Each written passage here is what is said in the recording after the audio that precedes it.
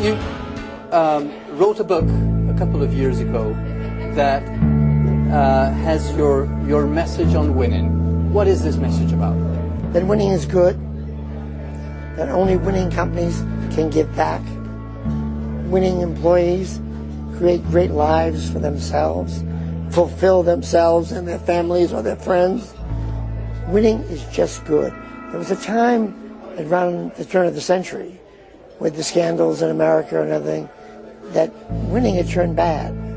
It had a bad smell to it. So we wanted to write this book explaining why winning is good.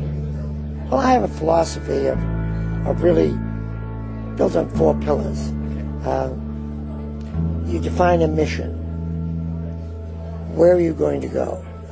And then you put together a set of behaviors for your employees. So mission and values, or mission and behaviors, defines where you're going to go and how you're going to get there. The how and the why. And then I have something called candor. Candor is something where you stop all the nonsense and tell everybody straight on what you're thinking, what you're doing. So you evaluate employees very straightforward. You give messages clearly without a lot of business jargon.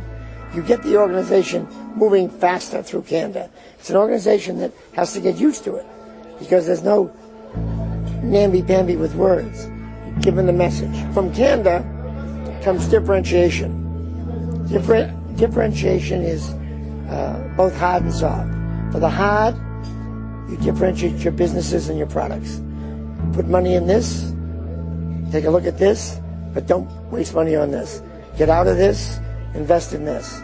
Hard calls, not keeping the whole family together in businesses. And then you have differentiation with people, where you take care of your best to an extreme.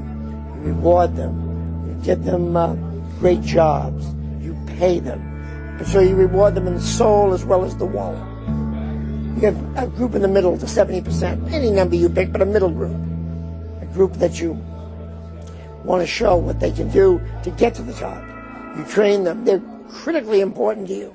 You need them on the team. And then you have the bottom 10, or the bottom whatever you decide it is, bottom group. And there you counsel people out. You tell them, look, we've looked at this for a long time. We've worked with you. You're better off elsewhere. The earlier you do that in a career for someone, the better off you are. You can't have differentiation without candor, because you've got to be able to tell people where they stand at all times. They must know where they fit, how well they're doing, what they have to do to improve.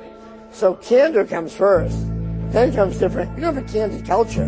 You can't surprise somebody someday and say, hey, you must go home. You're in the bottom 10. And then finally, voice and dignity for every employee. You must let everybody feel their voice counts. And you'll be shocked at how much value you get from having people participate. The people closest to the work know the work best. And once you have that in your mind, you don't think stripes on the shoulder from the uniform has all the ideas. You look everywhere for ideas, high, low, middle. That's the foundation around which you build a winning team.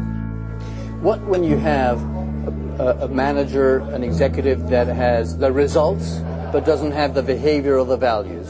What do you decide then? In the evaluation process, you tell him that. And either he changes quickly or he goes. But there are 4 types of managers. Okay. Those that have the results and have the behaviors, onward and upward. Those that don't have the results and don't have the values, get them out. The third type doesn't have the results but has the values. You give them another chance, because you want people that have the stuff you have, the values that are so important to success. And then finally, and you give them another chance. You give them 2 chances maybe. Change the environment for them. The 4th one was the one you brought up, the most difficult one in business. Everybody says, I hate to give up this person. They're doing so well. They're giving me the numbers. Let's give them another 3 months.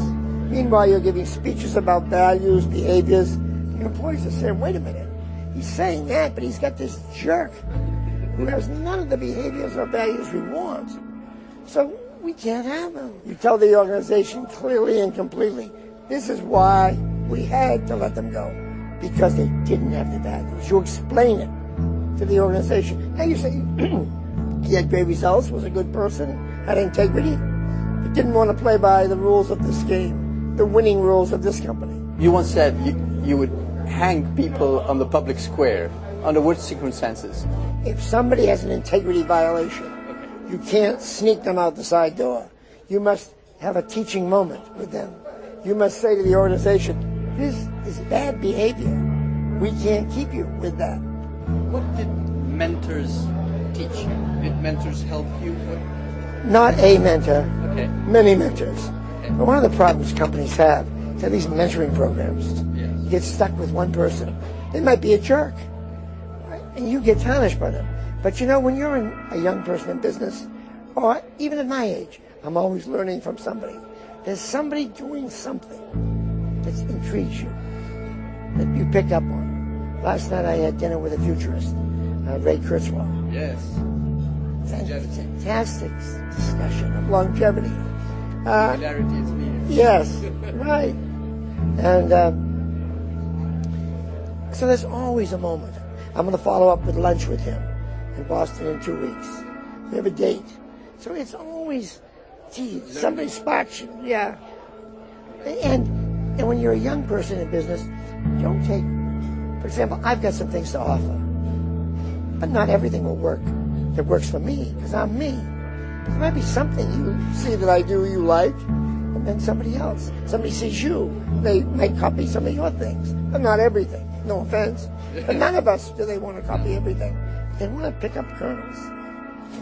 I think one of the most tough things when you're a leader and you build huge teams is to delegate and not try to do things directly yourself. You once said you spend, 70-80% of your time managing people instead of doing yourself directly. And transferring learning, yeah. I mean, how the hell could I? Why would I be picking the color of an appliance? Why would I be designing a comedy show? What skill do I bring? A jet engine. Because I wouldn't know one other than looking out the window of a plane. So you cannot meddle. One of the problems the automotive industry has a lot is that people come up through the industry. So they've worked on fenders, then they work on bumpers, or they work on dashboards. They know every element, so they're back telling people how they used to do it. What was your unique skill that made you so successful? I love to see others succeed. There's nothing I enjoy more than seeing people grow and achieve and dream and reach it. Like, I get such a kick out of all the successful CEOs we have out there. It's a thrill to me. I think it's great. It's what leaders should do, create more leaders. That's the most important thing you do, I think. It's also the most fun.